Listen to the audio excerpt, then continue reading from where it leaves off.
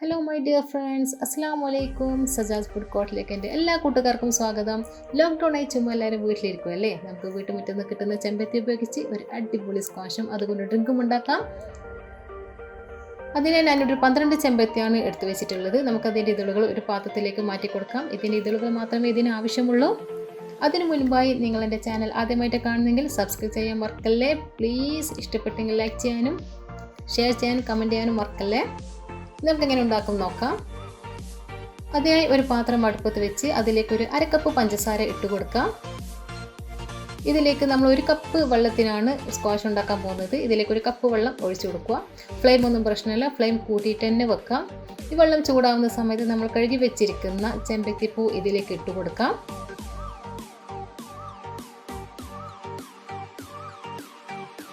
ചെമ്പരത്തിപ്പൂവിൻ്റെ കളറൊക്കെ മാറി വരാൻ തുടങ്ങിയിട്ടുണ്ട്.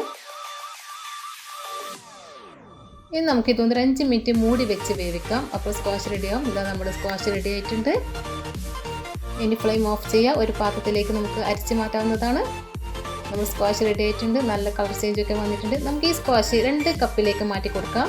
ഇനി ഇതിലേക്ക് ഒരു 1/4 കപ്പ് ചെറുനാരങ്ങ നീര് ചേർത്ത് കൊടുക്കാം.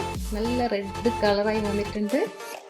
ഇനി നമുക്ക് 2 സ്ക്വാഷും കൂടി ഒരുമിച്ച് ഒരു ഗ്ലാസ്സിലാക്കി മാറ്റാം. ഇത് ഒരു കപ്പ് സ്ക്വാഷിൻ്റെ അളവാണിത്. നമ്മുടെ സ്ക്വാഷ് ഇവിടെ റെഡി ആയിട്ടുണ്ട്. ഇതൊന്ന് ഇളക്കി കൊടുക്കാം. ഇതെങ്ങനെ നമുക്കൊരു ഗ്ലാസ്സിലേക്ക് സെർവ് ചെയ്ത് നോക്കാം. അതിനായി ആദ്യം 2 ഐസ് ക്യൂബ് ഇട്ട് കൊടുക്കുക. നമ്മുടെ സ്ക്വാഷ് അതിലേക്ക് ഒഴിച്ചു കൊടുക്കാം. അതിലേക്ക് കുറച്ച് ഐസ് വാട്ടർ ഒഴിച്ചു കൊടുക്കുക. കുറച്ചും കൂടി ഐസ് ക്യൂബ് ഇട്ട് കൊടുക്കുക. സ്ക്വാഷ് കുറച്ചും കൂടി വേണമെങ്കിൽ കുറച്ചും കൂടി ഒഴിച്ചു കൊടുക്കാവുന്നതാണ്. ഇതാ നമ്മുടെ റെസിപ്പി ഇവിടെ റെഡി ആയിട്ടുണ്ട്. നമ്മുടെ അടിപൊളി ഡ്രിങ്ക് ഇവിടെ റെഡി ആയി വന്നിട്ടുണ്ട്. നിങ്ങൾ തീർച്ചയായും ട്രൈ ചെയ്ത് നോക്കുക.